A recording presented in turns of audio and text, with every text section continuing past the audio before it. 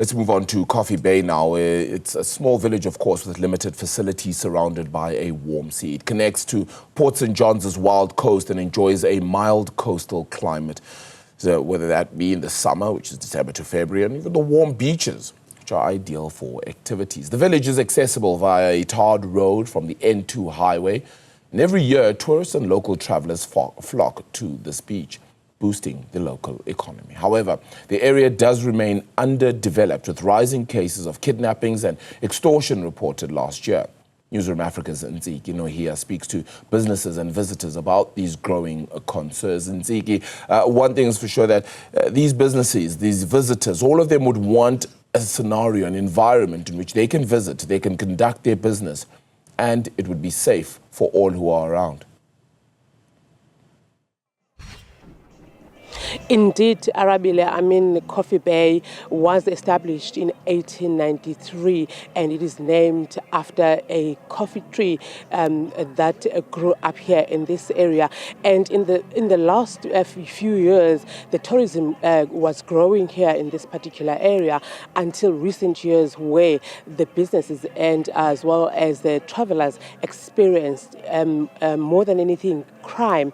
We do know that the businesses started dropping or declining after COVID-19, and as they were trying to rebuild their businesses again, and then crime struck. But to take us through about the concerns and the experiences of first-hand crime, I'm joined by the chairperson of Coffee Bay Forum, Business Forum, and the surrounding areas, Botha. Leon, thank you so much for your time.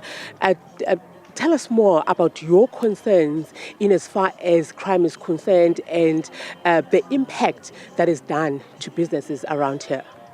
Good morning to you and your listeners. Yes, indeed, we have got a big challenge, a new challenge. Before we had the COVID, we overcome the COVID. Then we had the floods, severe floods. The main bridge into our beautiful village was washed away. There was no road, the infrastructure was gone. Thanks to the government, they fixed the bridge, they built a new bridge. So all those challenges we had, and we overcame them. But now, as a new challenge that is lying ahead of us, and really it is becoming a major concern to all the businesses in this region, not only Coffee Bay, but all along the Wild Coast, is crime. Before, we never knew about crime. We never knew about murders. Now it's a common thing. Every month or two, there is a murder in one of our villages. And to us, it is severe because the publicity we get out there is so negative for tourism. And you must be mindful of the fact that, we come from the background where we had to rebuild everything. Now the crime is becoming an issue. What we're talking about is crime as murders. Every second month or third month, a murder has been committed in our region, from local business people to renowned guys that assisted the community in building the community with, businesses like Imana Soups and all that, Now, these people have moved away because of the fear. We had an incident now recently at one of our backpackers on the Wild Coast in Dumbi, where the owner and his wife were molested at the middle of the night, and a little girl of 3 years old were beaten up, and they were dropped off along the road. It's not there. We don't know that. We come from a background where we've got a crime-free environment. Now, for argument, this year, we had like 60% cancellations because of the negative impact that crime has made for us. For us as business people, we cannot go beyond our boundaries. And I'll be failing in my duty if I do not thank the SAPS for assisting us. They listen to us, they accept our problem, they got additional people, manpower to address the issue. But the crime has been committed, and it's there.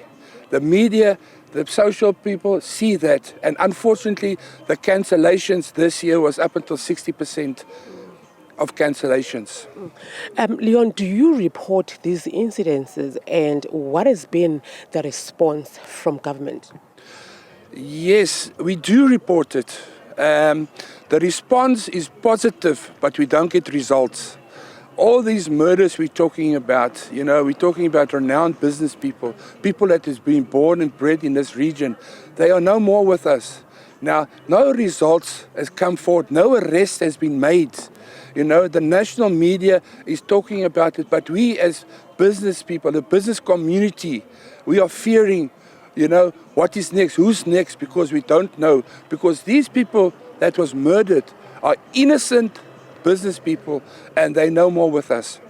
Thank you so much, Leon Botha, the chairperson of Coffee Bay Business Forum and the surrounding areas, saying that they have been experiencing crime in this region, and that has affected their businesses negatively. But on that note, at least for tonight, he is fully booked, mostly with visitors from Mthatha and the surrounding areas and from other provinces like Gauteng and the Northwest. We will be speaking to the lifeguards because we do understand, Arabile, that there were no lifeguards here in this area only about 2 weeks ago, and they were complaining that they are less paid. They were here before and they were paid over 300 rands per day, but this time around they were brought back and are only getting 150 rands per day, and they wanted to talk to us about their challenges, and we'll probably find out if there has been no drownings, and we'll also speak to local authorities about this and many more challenges that are facing this region. Back to you, Arabile, in studio.